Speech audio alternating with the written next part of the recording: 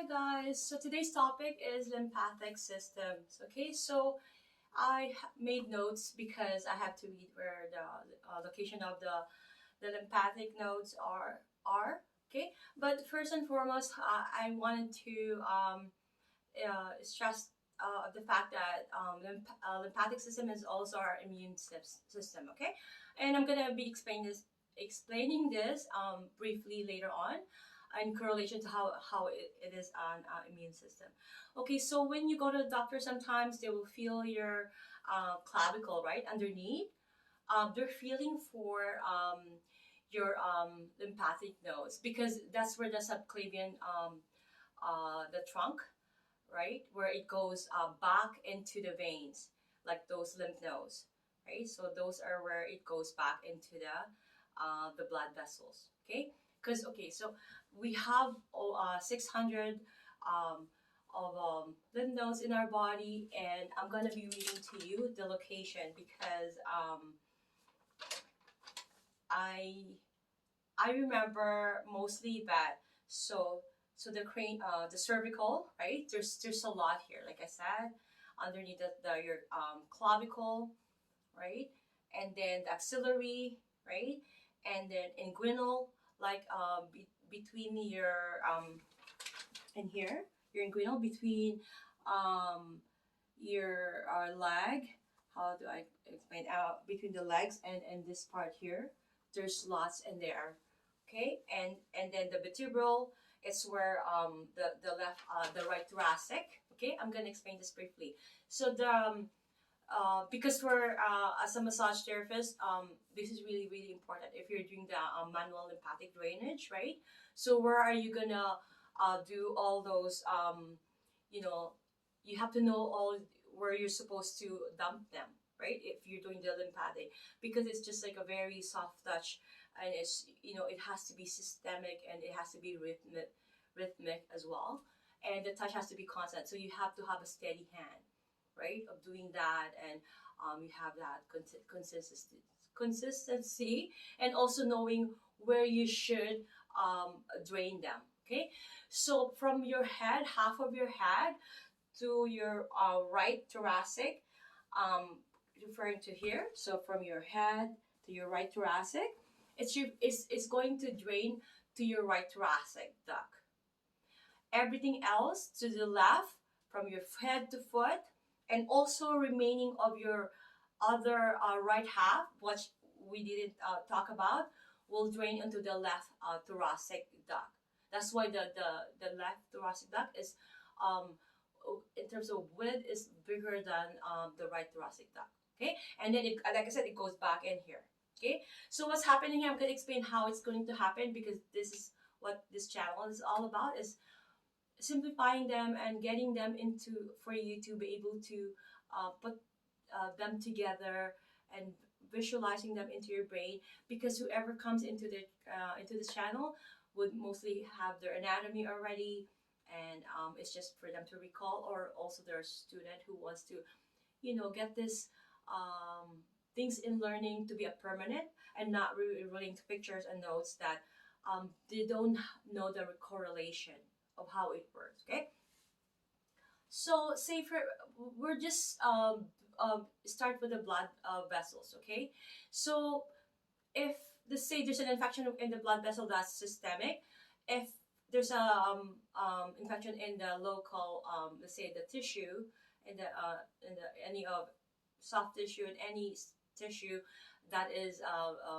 termed as localized. Okay, just to differentiate that, is because for the immune, later on, that I'm going to be explaining. Okay, or all throughout, it's going to be integrated. So the blood vessels, it has water. As you know, our body composed of 60% water, and then it has that the white blood cells, it has the red blood cells, it has the proteins. Those proteins are usually albumin, right? And anything usually um, solutes, like the water, it will drive the water. I did a video with regards to how edema and dehydration happens, and then the blood pressure, Because what's happening, let's say for our heart, we're gonna disregard the right ventricle, because the right ventricle goes to the pulmonary or the lungs, which the lungs is closer to the heart, so it doesn't need that a lot required amount of pressure that it needed to, whereas the left, it goes through from head to toe, right? So the right, we're gonna be specifically talking about the right, which pumps the blood out, right? That's the function of the heart, is to pump the blood out so that it can nourish all the nutrients with oxygens and then the blood and all that. Okay, so we're gonna do a video of that.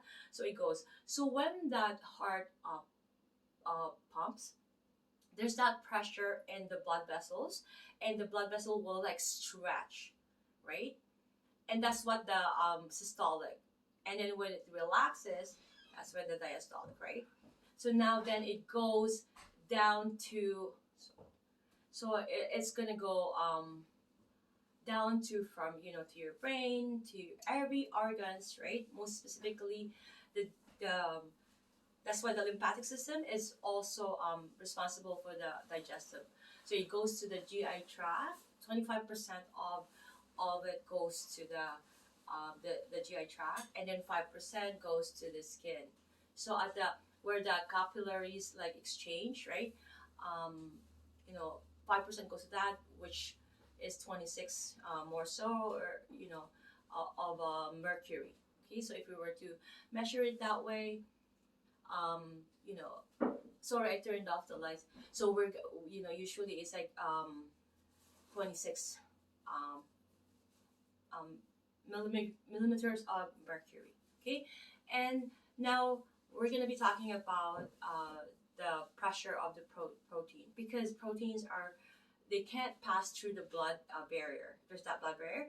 Only excess fluid, which is water, which becomes lymph later on. What I'm going to talk about. So what's happening is for the colloid or protein, colloid and protein is the same.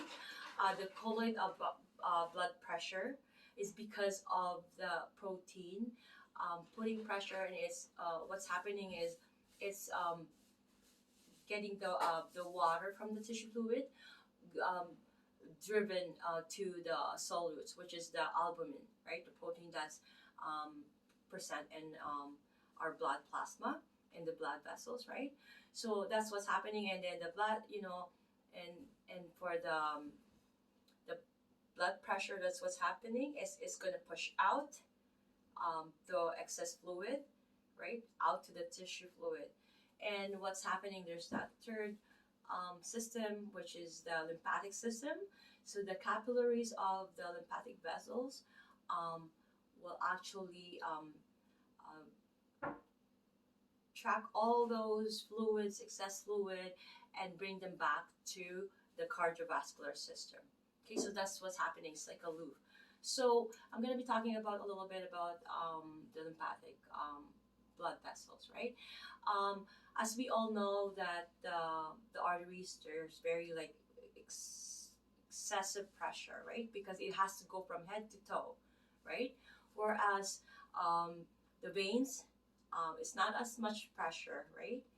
That it contains valves, right? So we all know that, but we're gonna do another video when we get to that point, right? So for the lymphatic system, it's more of like a fluff, like it's that is more not as dense as the veins, not as dense as the arteries. It's more as a fluff like, but it contains valves like the veins. So it's a vessel that actually, it's like a sewage, right? Or if you think about like a taxi cab trying to pick up some passengers, but instead of passengers trying to pick up all like bad stuff, all over, and it's going to bring them to a node, right? That's why we have so many lymph nodes all throughout our body. And back then, people were taking off their lymph nodes. Examples is the tonsils, right? And since we're at the tonsils, I'm gonna look at my notes and read to you all the locations for the tonsils all over our body, mostly. Um, okay, so it's at the pharyngeal tonsils. That's called the adenoid. Usually, doctors will advise to be taking that off if there's a little infection, because their per se uh, long ago was that it has nothing to do with in the body. It has no purpose or whatsoever. And then now we have all these signs we've learned. As I said in many of my videos, that science is always we're always learning new things, research, and that's why, because science, there's so many science that hasn't been yet to learn, right? So now we have learned that these appendix and also the tonsils are really, really important factor, especially for our immune system. Okay, so the second one will be the palatin, which is the oral on our sides here, and the lingual. We also have some lymphatic nodules of the little small intestines. They're called pairs patches. So it's all over, because in the small intestines, as we know, all the absorption of nutrients happening there. Okay, so I'm not going to go into detail, but I did a quick video on that. Okay, and also the appendix. So the appendix, before too, everybody is just trying to disregard this because it's of no use. But but if it's inflamed, or there's any inflammation happening, meaning it's really, really fighting off something, and it's sometimes it's the last minute before they can detect that, and it the worst thing that could happen is it explodes, right? And you don't want all these all over your organs, and that's why they're advising to take them off right before. Okay, but there's I believe they have other solutions to that, or they're doing more research on how, instead of taking out their tonsils and appendix, is just trying to fight off whatever's happening. Because why there's infection? Because there's something you're fighting off. So I think it's better to find, like I said, if there's a fire, you can't just try to turn off the alarm, right? And you think that is fun and dandy, or again, because there's something wrong. Why there's an alarm? And I think having some inflammation on your tonsils or your appendix is an alarm telling you that there's something wrong within parts of your body. Okay, so we're not gonna go into much detail, because the top we can do another video with regards to the immune system. Okay, so now I'm going to be talking a little bit about the thymus, right? So we all know that's not don't think of this as the same as the thyroid. Thymus is where the mini I can't pronounce that word. It's hard for me to always, just like the color of the umbrella term for the epinephrine and epinephrine. I always forget it. But this is another word that I can't remember as well when I'm trying to talk fast. It's the mediastinum, where is here. So it is located here. So the thymus. So the thymus mainly is it produces our white blood cell, lymphocytes, and all that. But at the age of 12, it's no longer there. Okay, so keep that in mind, that it produces white blood cells.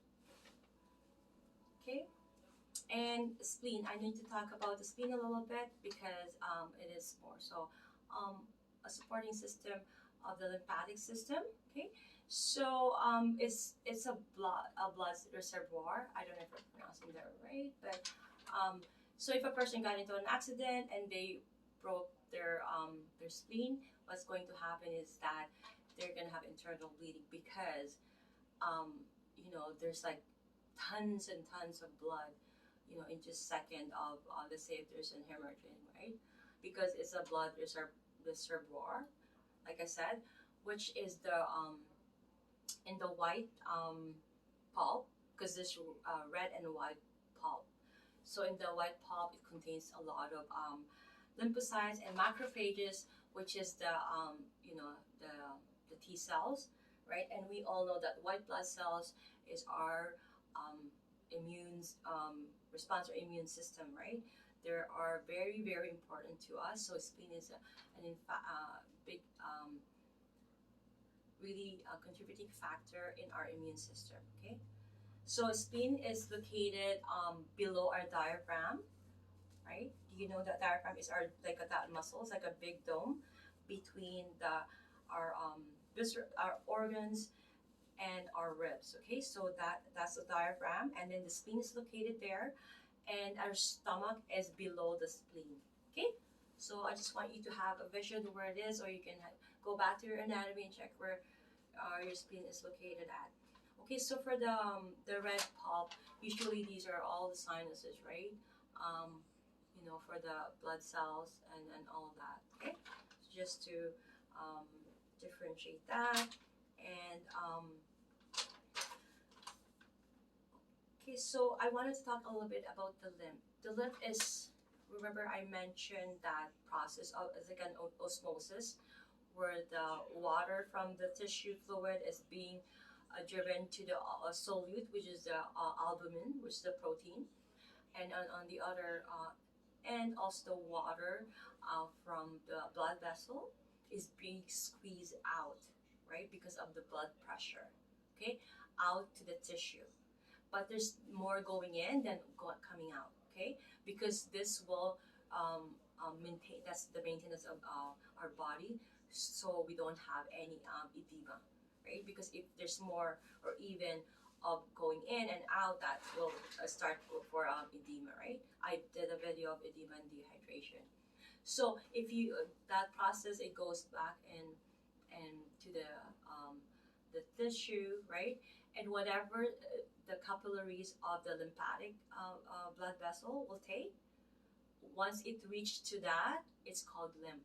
It's no longer fluid. You no longer call that whatever you call that. Um, Interstitial fluid. It's no longer called that, but instead it's called lymph. So so it's a fluid that's been extracted from that osmosis process. Okay, so I hope that I have that clear. But you can check your definition and put it together in your brain so that you know. Okay, then in your layman terms, because the best way to learn is to you have your own wordings, say it, and then put it together or make up a storyline that you can learn how to do it, because the body is the most complex, and especially the brain, right? So it's really not going to be easy to learn the body.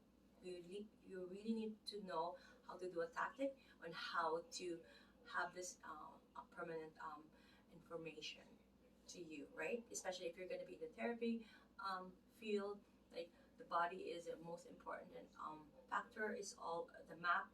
It's all the things we need. We don't need to look at anything else. We need to have that permanent so that we can be a good therapist and serve our client better.